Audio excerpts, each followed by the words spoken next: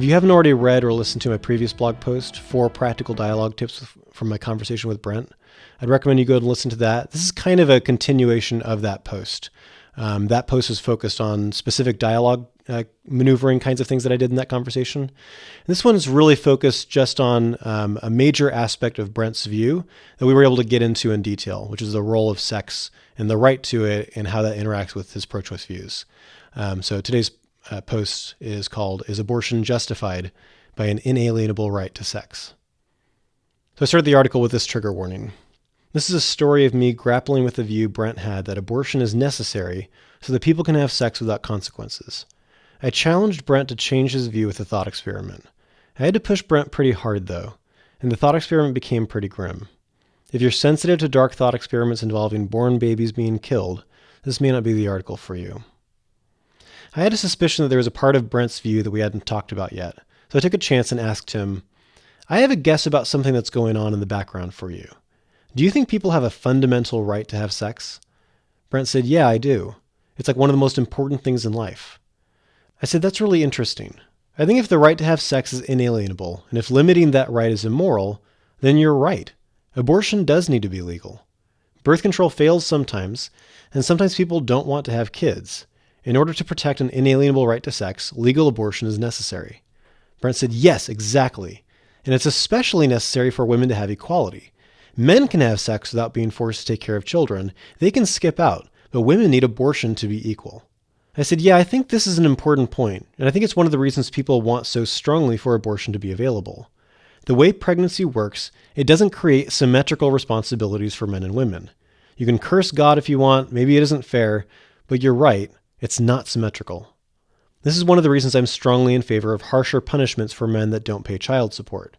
Given this asymmetry, a just society should compensate by protecting women from being taken advantage of.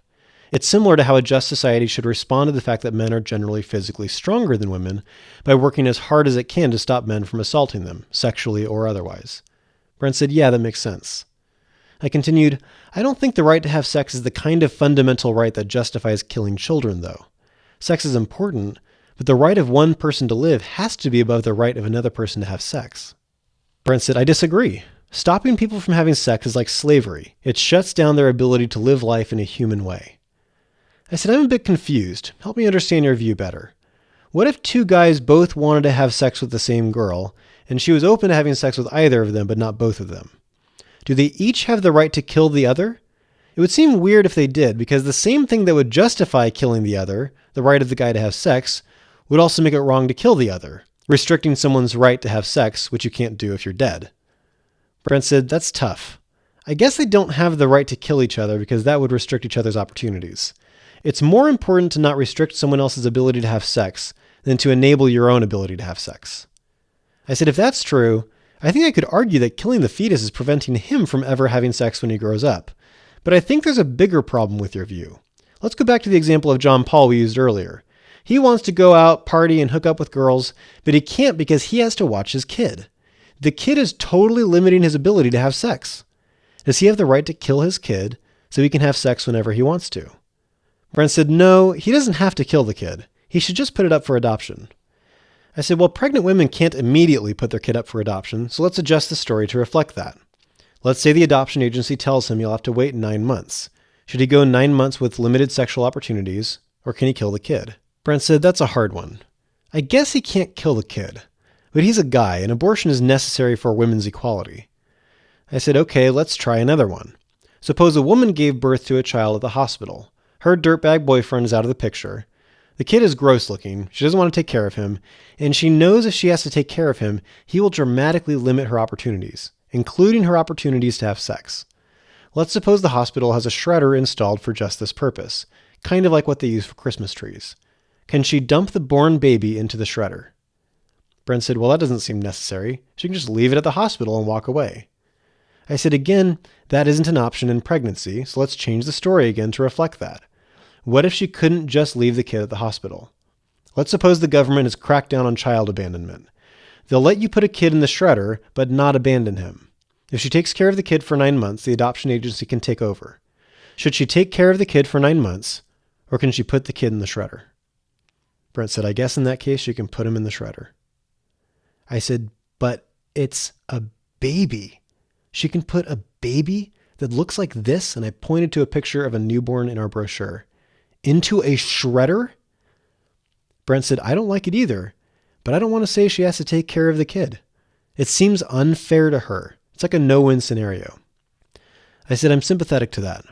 Either we put a kid in a shredder, which is pretty bad, or we require a woman to take care of a baby for 9 months. Unfortunately, we're kind of stuck. Which one of those options is worse? Is it really better to put this baby, again I pointed to the picture of the newborn, into a shredder than to limit her options for 9 months? Brent said, I guess not. But I think the difference is that you think the embryo is a child, and I don't see it that way. I said, now we're getting somewhere. And then I made my case that the unborn is human, and the conversation became more standard. There is a profound cultural gap between pro-life and pro-choice people. The way pro-life people tend to think about abortion is very focused on the unborn. So we hear pro-choice arguments through the lens of thinking about the unborn. In some ways, this is good, because some pro-choice arguments aren't appropriately considering the unborn. But in other ways, this can be extremely harmful to our conversations, because sometimes it causes us to misunderstand what pro-choice people mean. It's like we're speaking different languages without knowing it. They say A, but we hear B. Or we say X, but they hear Y. Even pro-life advocates that are trying hard to listen well can still completely misunderstand the other person if they don't understand that person's culture. Obviously, Brent's way of thinking about sex differed significantly from mine. It should be obvious that we shouldn't legalize killing in order to enable people to have more sex, at least when you put it like that. But Brent hadn't put all the pieces together. He knew he didn't want anyone to be prevented from having sex, and abortion was necessary to protect that. But he had to rethink his view once the logic was clearly stated. This is one of the reasons I ask so many clarification questions in my conversations. I want to shine a spotlight on the pro-choice person's view, partially so I can understand it better, but also so they can understand their own view and all the implications that come with it. Brent also brought up the subject of women's equality.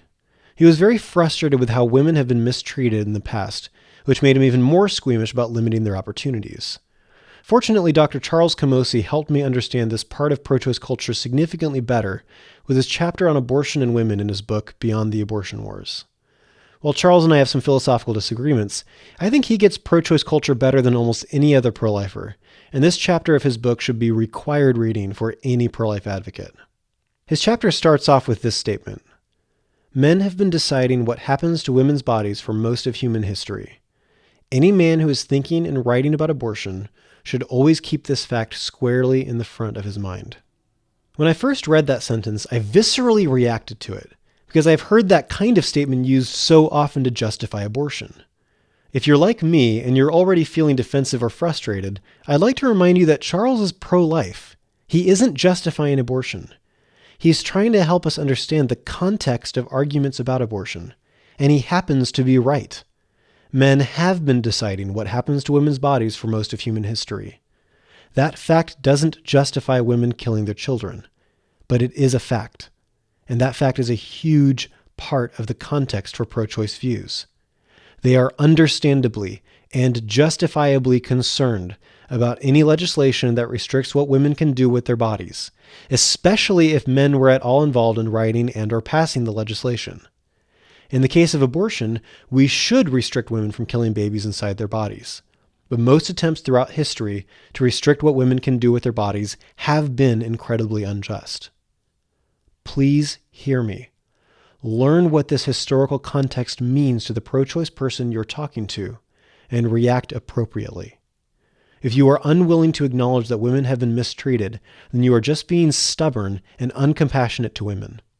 You can care about women and care about the unborn. You can acknowledge that men have been deciding what happens to women's bodies for most of human history without giving up on protecting the unborn. Pro-life advocates need not fear this conversation, but we need to approach it compassionately. The fact that women have been treated unjustly in the past is no justification for allowing them or anyone to destroy children.